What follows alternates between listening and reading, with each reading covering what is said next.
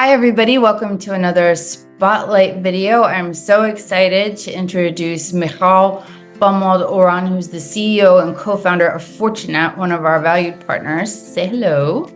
Hello, Liz. Great to meet you. It's so good to see you. Fortunet is one of my favorites. It's absolutely... we're going to dig into what Fortunet is. I want to talk a little bit about you first because you're an attorney. And I always like to ask people when they knew they wanted to go into law. Oh, wow. First of all, I used to be an attorney until I co-founded Fortunet. So I practiced as a lawyer for 25 years. And when did I thought about becoming a lawyer? I don't know. I didn't think too much. I just, was 18 and I wanted to learn something interesting, and I found myself a real lawyer for many years. Gradually, I entered the business sides of the companies I work with. I was the GC, General Counsel of a public company. I traded on the New York Stock Exchange, and later on the GC and also the business development manager for a large international public company, which we took public on NASDAQ. And I dealt a lot with M&A, with building the company's strategy and with transactions globally. And so gradually turned into business more than everything, and ended at Fortunet. So Fortunet deals specifically with e-commerce brands. What turned your eye toward the e-commerce industry and sparked your interest in that? So the e-commerce industry is a fascinating space. I don't need to convince you, I know, and probably everyone who listens or look at us share the same view about that. More than that, what we saw back in 2018 when Fortunet was founded is that there was some increase in the M&A activity in the space, M&A which involved the kind of lower middle market businesses, but there were no investment banks taking care of those businesses, and actually they were assisted by brokers. Brokers were and are doing a great job and help a lot to those businesses, but they cover only part of the services that actually a business owner needs if they want to maximize the results of their sale process.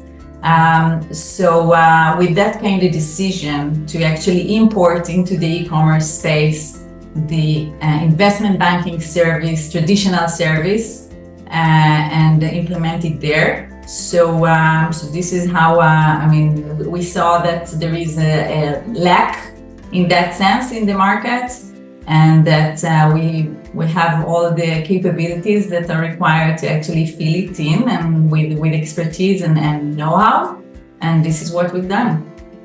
That's why I love you guys so much, right? Because that was such a crazy time in e-commerce. There was the rise of the aggregator. There were brands. It was actually before. We started before the rise of the aggregator. Just and before. I think with the first aggregator, we started Fortunet. But what we saw was, like you said, there wasn't an investment bank. So it was sort of pandemonium in the industry, in that there were all of these exits occurring, there were aggregators popping up all over the place, and there was really no one advocating for the brands themselves. And what you did was you represented, let's not have a free-for-all here. Let's do this in an actual logical business way, rather than the chaos that was happening during that time period right after you founded. So maybe just to be a bit more accurate, I feel like I owe it to the history of this part of the industry. There were brokers that advocated for those brands, absolutely. It's just that brokering is only part of the service that a brand would need in order to really do the maximum possible to get the best results. So I think that with Fortunet we took this service that existed in the market to the next level. Nothing that we have invented, but rather imported, a traditional service into this market. I think that what we have created, and this is kind of unique, and I think still poses in a very good position in this market, is that we combined a thorough understanding of anything about e-commerce with the investment banking experience and expertise, both of which are highly important at the time an e-commerce business is looking to be sold. Well, and I've always liked that you've been very transparent about what a brand needs to consider if they're looking for an exit. You've always been very forthcoming about, like, this is your roadmap. These are the metrics that you need to pay attention to. Your education's always been really good, and I feel like that's why you have stood the test of time, and you're still helping even after the bubble went away. You're still successfully helping brands exit with the best possible outcome, and that's huge because it's really needed in the industry. And now the industry isn't flooded with people that are trying to do the same thing. So thank you for saying this. Maybe I want just to be again transparent. I think that part of what allows us to keep on being constructive in what we're doing and serve our clients well is our focus, is our e-commerce focus. With that, over a period of almost 6 years now, we are in touch with the market, what we call, buyers, investors, different kind of buyers and investors, all with the eyes directed at the e-commerce space. So the guys who have everything that is going on in this space, and that's a power that we are accumulating over time. So again, this focus and commitment to the e-commerce space actually strengthen us and our possibility to serve well our clients. Our clients today are brands and also service providers and SaaS companies in the e-commerce space. So that's it comes with that. That's exciting too. That was my next question actually, is what are some trends that you're seeing with investors and other purchasers when they're looking at brands or services to acquire? Like what's popular right now? What trends are you seeing? Do you see anything moving in a certain direction?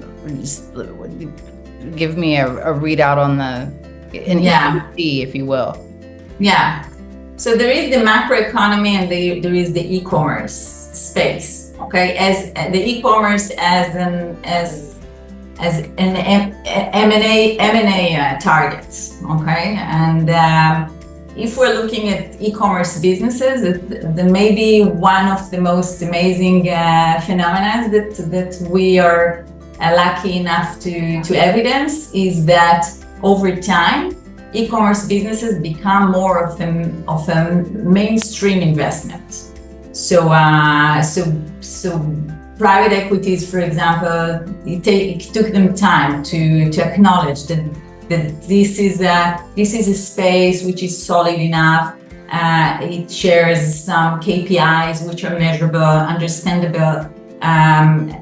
They kind of resilient over time and prove themselves to really allow to evaluate businesses. And with that, we see more traditional investors, not only those advantageous, but also kind of solid traditional investors and buyers interested in the e-commerce space. This is one thing that we've seen developing, and I think it's the time to kind of firmly declare that that's the situation already.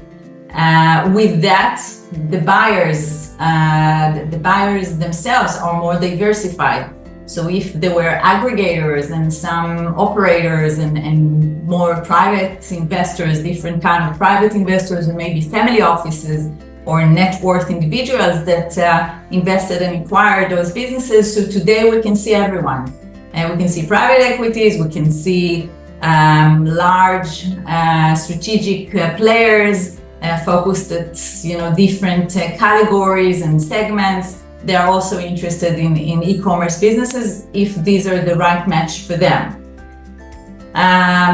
The market itself is more matured with that as well. So no more the race between the aggregators fighting on who closes a deal quicker,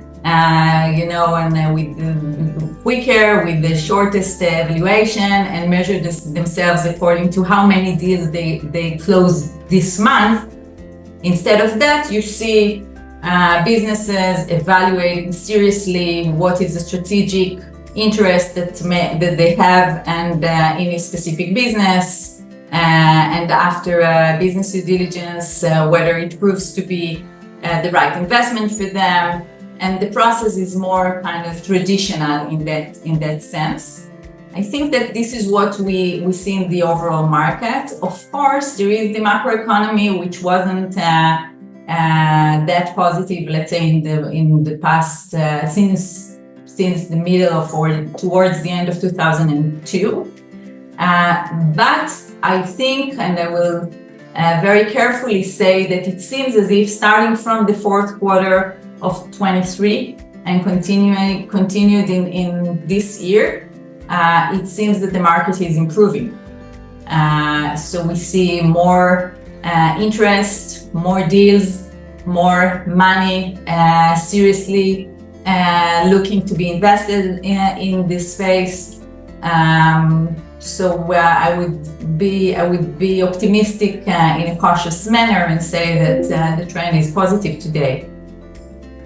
I think that's a testament to the maturation of the industry in general. I mean, I think about when I first got into e-commerce, it was 2014, and it was a much different landscape than just in terms of the types of e-commerce businesses that existed, the types of software that existed, the needs of people who sold on online marketplaces, and as the Amazon platform has grown up and as e-commerce has expanded to multi-channel and international and all that stuff, and the rise of brands and the awareness of brands, I think it's really nice to see that there's evidence of that maturation when it comes to time for a brand to exit, or when someone is considering investing in or purchasing an e-commerce business.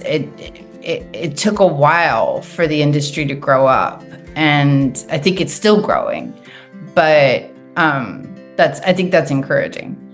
Yeah, no, I think that you're absolutely correct. Maybe another indication of the market as a more mature space is the fact that the businesses themselves, at the average, are larger.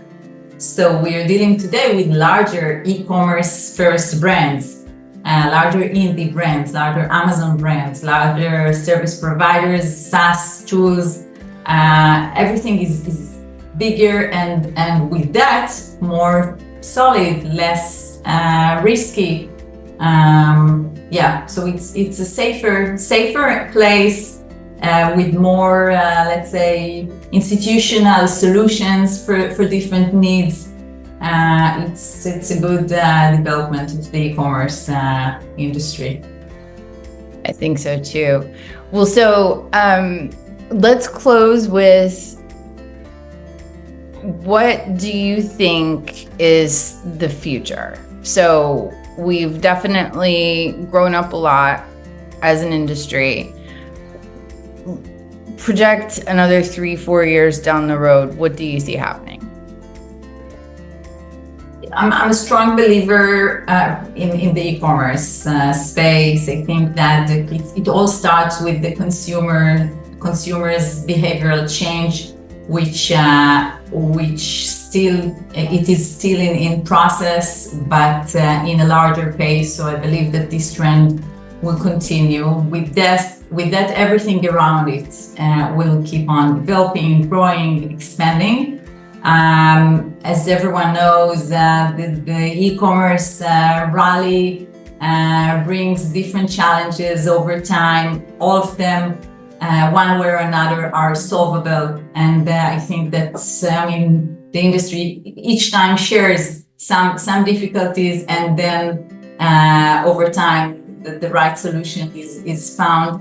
And I believe that this will continue to be the case. We should see more, if I'm talking about just the M&A market or capital raise, I believe that this trend will continue, will become, the possibilities will remain strong for brands and business owners that are looking to raise money or sell their business. Potentially valuation methodologies will develop as well with the further maturity of this market. But overall, it looks like the right place to be at. I'm planning to stay.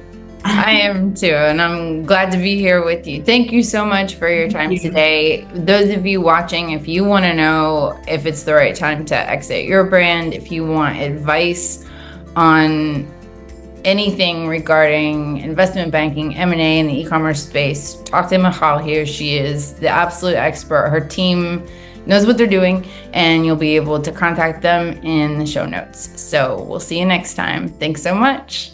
Thank you very much.